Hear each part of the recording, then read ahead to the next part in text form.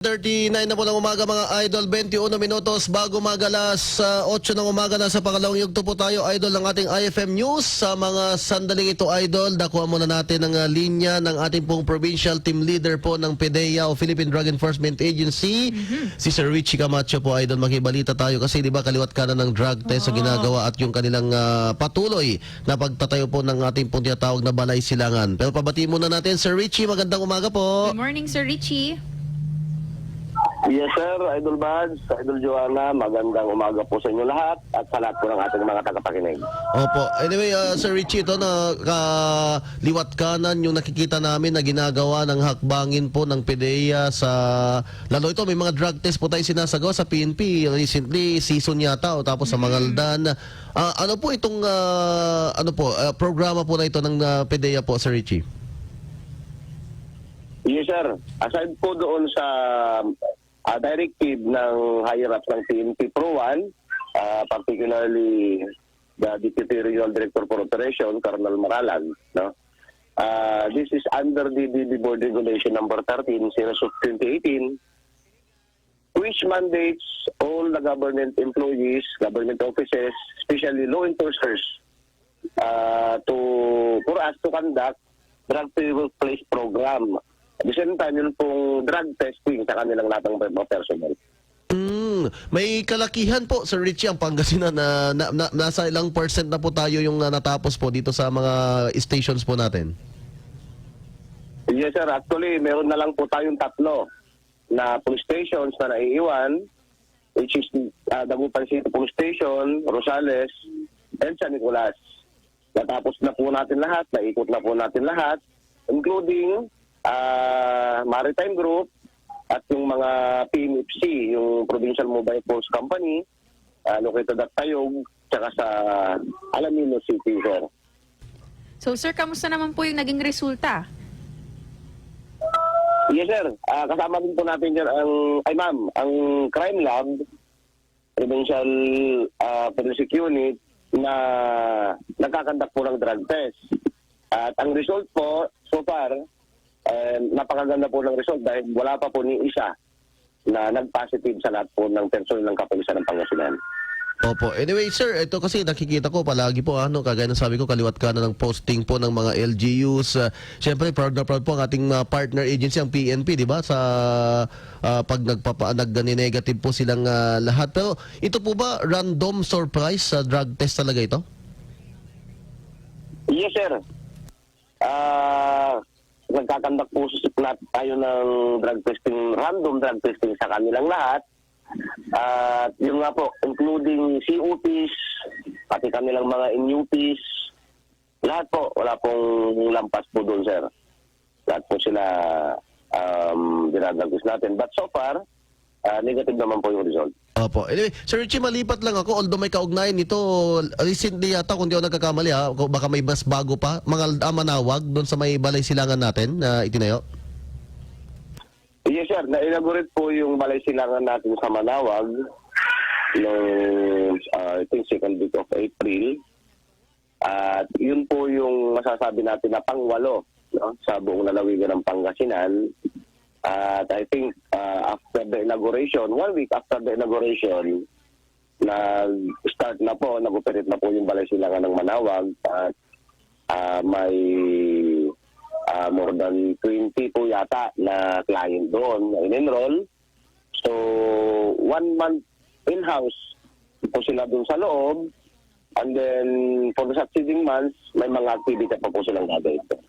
Opo. Sir, paano ba yung proseso dito sa sa mga nagtatayo ng balay silangan, sa mga LGUs?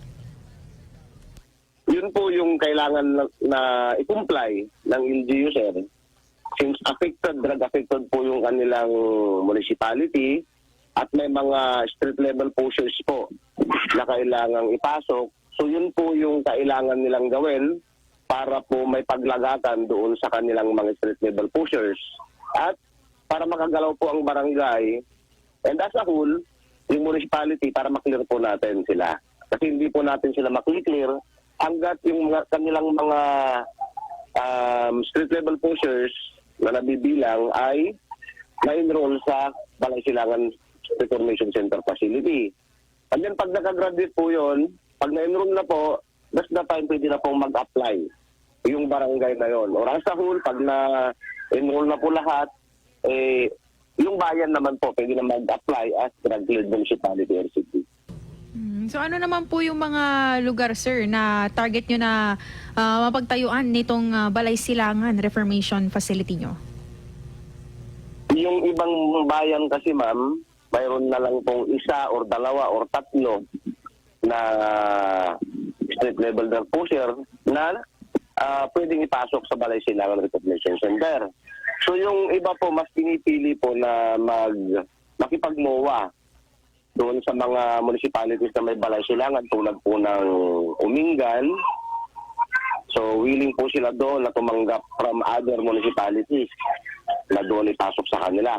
At yun nga po yung ginagawa natin sa pagkikipagtulungan sa provincial government.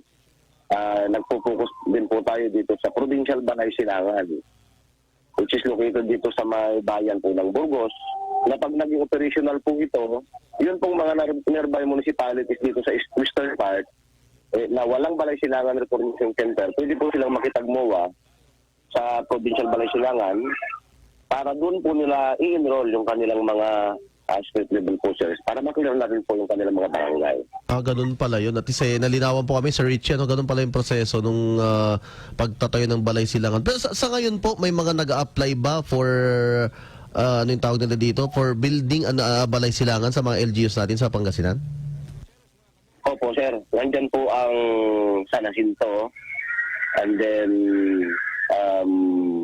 I think sa Poso Rubio, mayroon din po na propose building para sa Balay Silangan. And then dito, of course, sa Dagupan, no? Na but until now, hindi pa rin nag-ooperate. Pero meron na po tayong proposed building dyan. And hoping na this May ay ma-inaugurate na rin po natin dahil marami pa pong street level pushers dito sa siyudad ng Dagupan. Opo. And, speaking po, di ba, number 1 yata ang Dagupan sa Pangasinan. Nakita ko doon sa list na inilabas ng last time dito sa tinututukan natin ng hanin ng illegal drugs, Sir Richie. Yes, sir. Sintro nga po din po itong siyudad ng Dagupan. So, napakarami pong street level pushers na i-enroll sa Balay Silangan para po maklarin pa nila mga barangay. So, yun din po yung inaayos ng City Government ng Dagupan sa pangunguna po ng mahal na Mayor Belen Fernandez. At of course, kasama rin po natin dyan ang PNP na lagi natin katuban dito nga sa ating programa laban sa illegal na droga. So, we are hoping na magkaroon at ma-inaugurate na sa lalong madaling panahon dahil medyo alam po natin na ang Dagupan City ay isa sa pinaka-hotspot at yun nga, hoping na makapag-bukas na ito by month of May. Opo. Anyway, Sir Richie, baka may hindi kami natanong na gusto yung sabihin po sa mga kababayan po natin dito sa Pangasinan, Dagupan City po na nakikinig po ngayon. Yes, sir. Actually, hindi lang po sa Dagupan dahil ang concern po natin is buong lalawigan ng Pangasinan. So, lagi po natin pinapabot, no? Na ang laban natin dito sa illegal na droga ay hindi lang po ito laban ng PDEA. Dahil hindi po natin ito kakayanin, katubang po natin yan ang PNP. So lagi po natin sinasabi, kailangan po natin ang pundong ng LGU, particularly sa mga barangay. No? Para po yun pong lagi nating sinasabi ko na lagi nating inaasam tungo sa paglutas dito sa problema natin laban sa illegal na droga, ay tumuyin po natin makamtan at masabi na po natin na ang lalawigan ng Pangasinan ay cleared na po laban dito sa illegal na droga. Opo. Anyway, salamat, Sir Richie. Magandang umaga po. Mabuhay po ang PDEA Pangasinan. Yes, sir. Magandang umaga po at maraming salamat din po. Mga idol, si Sir Richie Camacho, ang team leader po ng PDEA Pangasinan. May at least liwanagan tayo, idol. Oo. Ano,